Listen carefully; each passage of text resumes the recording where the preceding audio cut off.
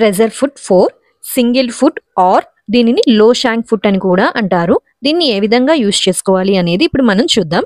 ఇక్కడ మనం single foot ని తీసుకోవాలి. ఈ సింగిల్ ఫుట్ అనేది ఈ విధంగా ఉంటుంది. దీనికి బ్యాక్ సైడ్ లో ఈ విధంగా స్క్రూ అనేది ఉంటుంది.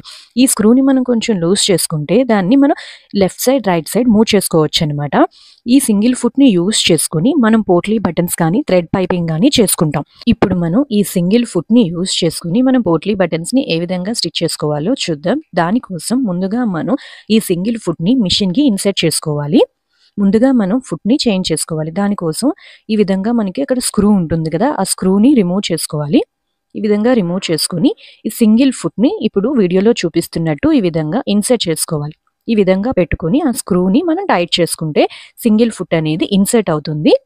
ఈ విధంగా ఫుట్ ని ఇన్సర్ట్ చేసుకున్న తర్వాత బ్యాక్ సైడ్ లో స్క్రూ ఉంది కదా, ఆ స్క్రూని మనం లెఫ్ట్ సైడ్ కావాలంటే లెఫ్ట్ సైడ్, రైట్ సైడ్ కావాలంటే రైట్ సైడ్ పెట్టుకొని చెక్ చేసుకోవాలి. ఈ విధంగా చెక్ చేసుకున్న తర్వాత స్క్రూని టైట్ చేసుకోవాలి. ఇప్పుడు చూడండి, నేను చెక్ చేస్తుంటే నీడిల్ కిందకి దిగట్లేదు, అంటే నేను కొంచెం ముందుకు పెట్టేశాను.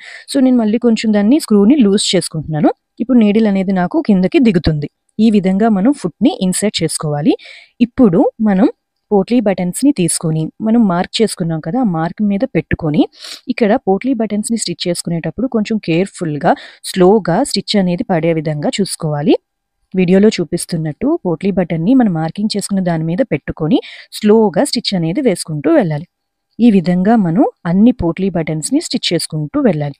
ఇక్కడ మనం స్టిచ్ చేసుకునేటప్పుడు చేత్తో ఆ పోట్లీ బటన్ ని కొంచెం గట్టిగా పట్టుకుంటే స్టిచ్ అనేది పడుతుంది, నీట్గా వస్తుంది అనమాట. ఈ విధంగా పోట్లీ బటన్స్ అన్ని స్టిచ్ చేసుకున్న తర్వాత ఇక్కడ మనకి యాక్సెస్ ఫ్యాబ్రిక్ ఉంది కదా, ఆ యాక్సెస్ ఫ్యాబ్రిక్ ని కట్ చేసుకోవాలి. ఇక్కడ కట్ చేసుకునేటప్పుడు కొంచెం కేర్ఫుల్ గా కట్ చేసుకోవాలి. కింద మన మెయిన్ ఫ్యాబ్రిక్ అనేది కట్ అవ్వకుండా కట్ చేసుకోవాలి. వీడియోలో చూపిస్తున్నట్టు ఈ విధంగా మొత్తం అన్నిటికీ కూడా యాక్సెస్ ఫ్యాబ్రిక్ ని కట్ చేసుకోవాలి. ఇక్కడ నేను మొత్తం అన్నిటికీ యాక్సెస్ ఫ్యాబ్రిక్ ని కట్ చేసుకున్నాను. ఇప్పుడు మనం ఇంకొక లైన్ ని డ్రా చేసుకున్నాం కదా, ఆ లైన్ ని ఈ పోట్లీ బటన్స్ మీదకి వచ్చే విధంగా ప్లేస్ చేసుకోవాలి. వీడియోలో చూపిస్తున్నట్టు ఈ విధంగా మనం ఆ లైన్ ని ఈ పోట్లీ బటన్స్ మీదకి వచ్చే విధంగా పెట్టుకొని ఇప్పుడు మనం దాని మీద ఒక స్టిచ్ అనేది వేసుకోవాలి.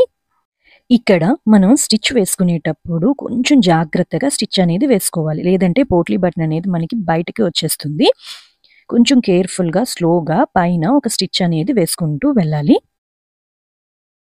ఇక్కడ పోట్లీ బటన్స్ అనేది మనకి ఈ విధంగా ఇన్సర్ట్ అయ్యాయి.